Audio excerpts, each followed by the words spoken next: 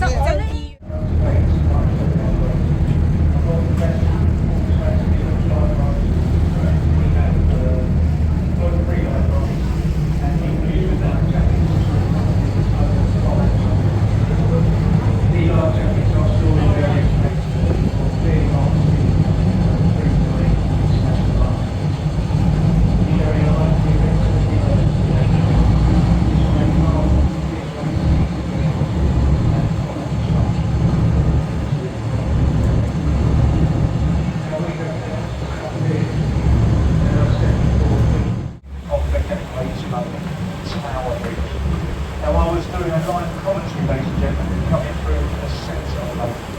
We go through Tower Bridge, we enter the suburbs, the Docklands area. Places of interest, they become a view of Park Street. But I can point out a few places to tell you a little bit more of the history of the Thames on the way down to Canary. Would you like me to carry on the lifeline for the next minute? Yeah. Okay. A little bit more enthusiasm. As I was going through, I pointed out to the Temple Arch, which was the start of the city of London. As we go through Tower Bridge, this is the eastern boundary line marker to the 1 square mile of the city of London. So we have now travelled through the 1 square mile of the city of London and the Midlands of London. So to our left-hand side, this is the borough of Warf. This is East London to your left. And there's a very nice dot back here to your left-hand side. It's a Canary.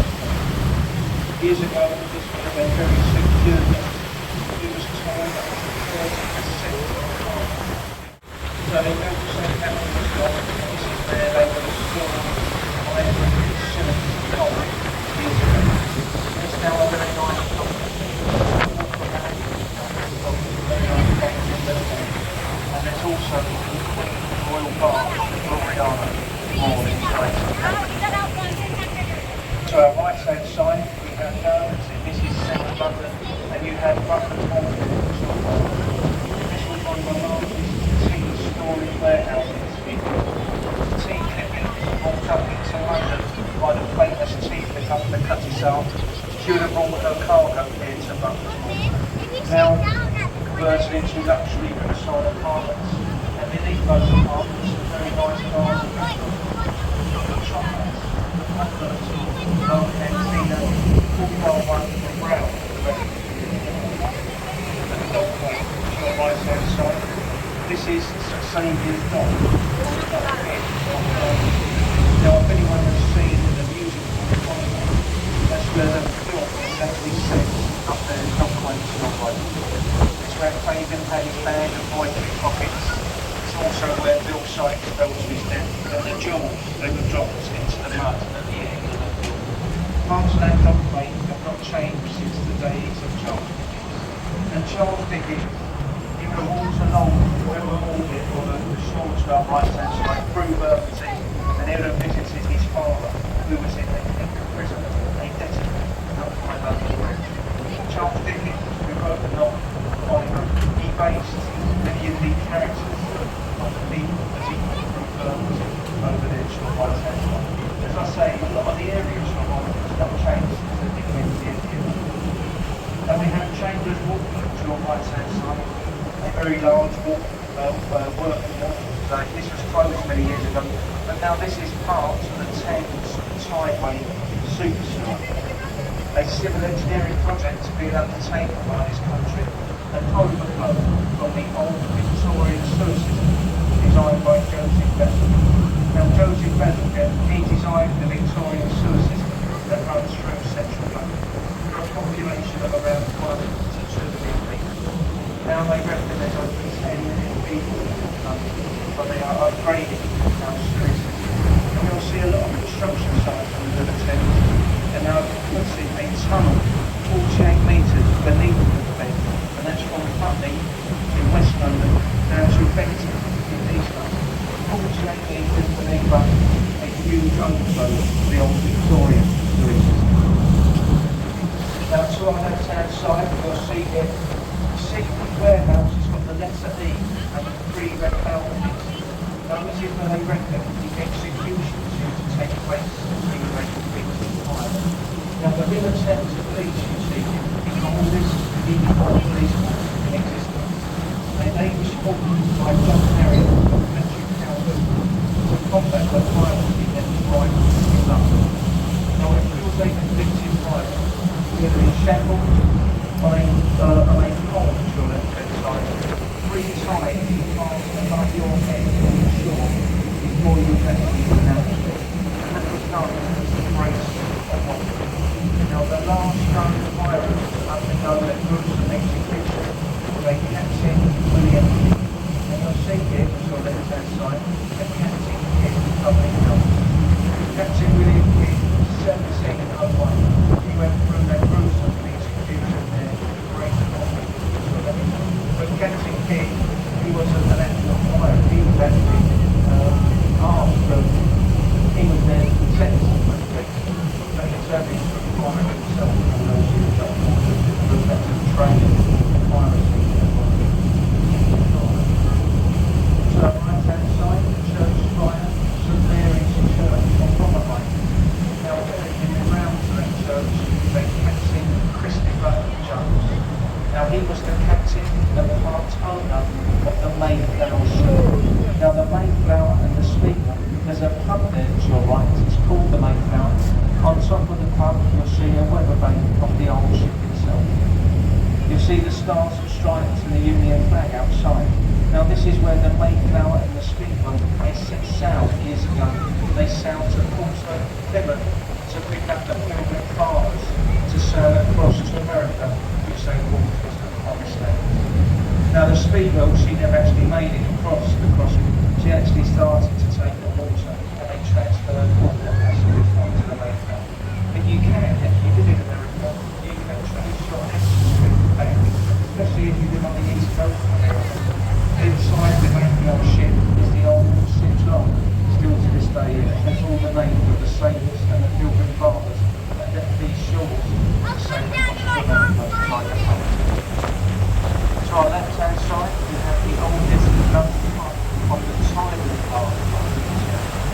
You see the white building, the willow tree in the garden, that is called a prospect hospital. It was originally known as the Canary or Canary. That was due to the outside of the being the murderers. Now they renamed it the prospect after a coal road.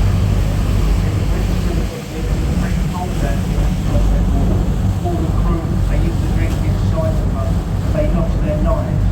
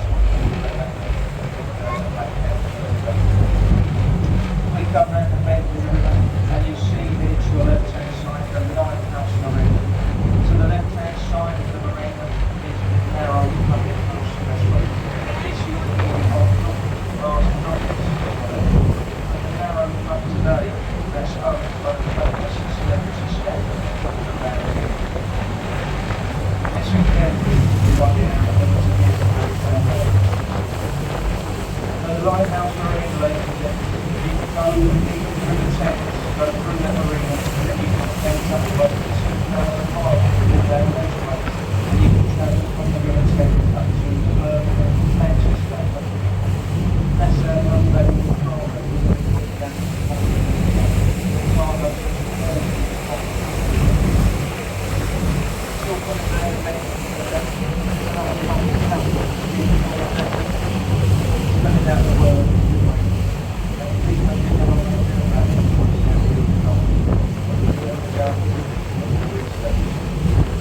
So the great place together, this is made famous by Charles. He actually used to live in the attics of the public house.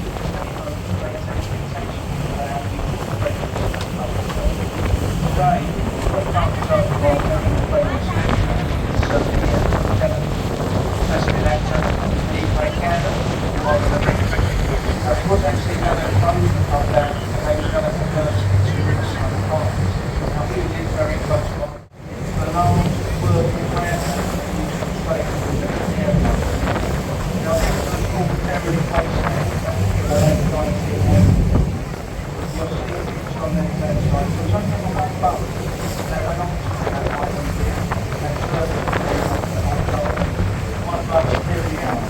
You'll see it in the blue colour. Like railway, you've also got the ideas of that.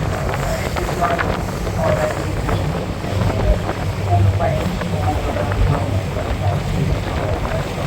It's a very London ride. I'm a week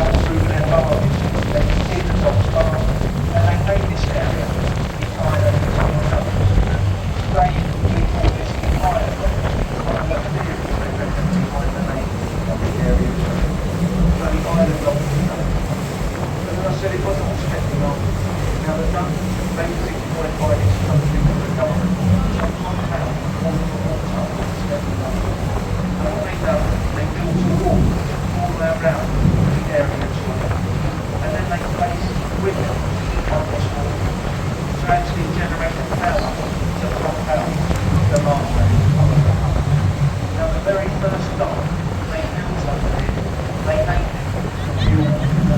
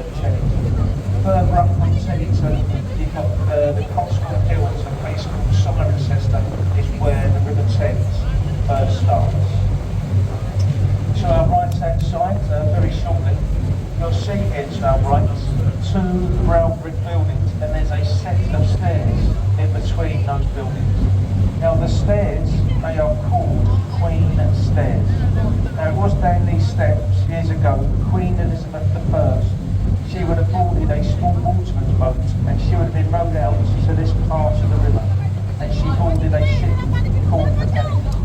Now the master of that ship was Francis Drake. He was a privateer.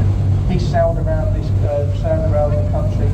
He stole all the gold and silver from the Spanish Armada, and he brought it back to London and got this country out of national debt for the very first time. Now when Queen Elizabeth boarded the vessel, she knighted Sir Francis Drake, and then she renamed the vessel the Golden Hind, and that all took place here on our right hand side. The brown brick buildings either side of the steps, they're old vending yards. They used to keep their water in wooden barrels. Now the water would be contaminated by the rotting barrels, and the theory was that they put 100% rum with the water, they thought it would sterilise the water, and then in that theory they made a drink called grog. Still to this day, well it's not actually, 1971 they had an actual sailor was on board. They stopped issuing Navy with rum rations. That stopped in 1971, but that's all that happens there. And as I say, Deptford, to our right hand side, this is there the Royal Navy was formed years ago. A naturally deep part of the River Thames. Just ahead of the boat, coming into view very shortly, you'll see 6 yellow buoys, and this is Greenwich Shipton, and this is where all the very large cruise ships come up into London. Now there's 3 cruise ship terminals on the River Thames. Further down in Tilbury, there's one here at Greenwich, and there's also one at Greenwich Pier. That'll take you around about 25 minutes to walk up to the top, through Greenwich Park and to the top of the observatory. But it's a lovely walk on a special day like today, and it's a nice view. If you go up to the top of Greenwich Park, because this is a royal borough, it's a well kept borough. If you take a view from Greenwich Park across London on our left hand side, you'll see for miles, ladies and gentlemen, London is very, very flat, and you'll see for miles all across London to your left. So it's a lovely place to go, Greenwich Park to your left. Now just to give you a bit of information, we're turning the boat around and we're going to go alongside Greenwich Pier, ladies and gents. Now the boats, they are returning every 40 minutes throughout the day. Now we leave Greenwich at 4:30, 16:30. So we have a little break alongside Greenwich Pier and we leave at 16:30. But there are other boats that are returning, and your last boat is at 6:30, 18:30. So every 40 minutes from now, or from 4:30, every 40 minutes, the last boat's 18:30. So we leave at 16:30. You're more than welcome to stay aboard us, but we don't leave for another half an hour. Is it half an hour? Yeah. So we leave in a half an hour's time, and then after that.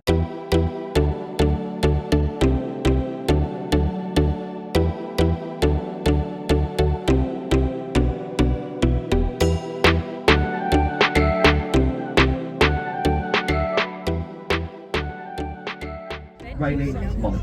Of course, she's been overtaken by Queen Elizabeth II, who's just had her platinum jubilee. 70 years on the throne, which is amazing. I spend 5 minutes on the throne, I get pins and needles, so hats off to her. So that is why they renamed the tower at this end to the Elizabeth Tower to commemorate her. Now, I call it Big Ben. I'm sure you all call it Big Ben. It's on all the postcards, it's in all the guidebooks. But this officially is the Great Clock of Westminster, or recently renamed, as I say, to the Elizabeth Tower. I don't know what you think about that. A lot of people disagree. No disrespect to the Queen, but it's been called Ben. It's been called Ben for many years. It's got a good ring to it, if you mind the pun. I mean, I'm called Ben. Someone changed my name to Elizabeth. I wouldn't be very happy either. Surely there's a better way around it. They can call it Ben 5 days in a week, Elizabeth on the weekends, just like me. But we see why they're doing it. Of course, Queen Elizabeth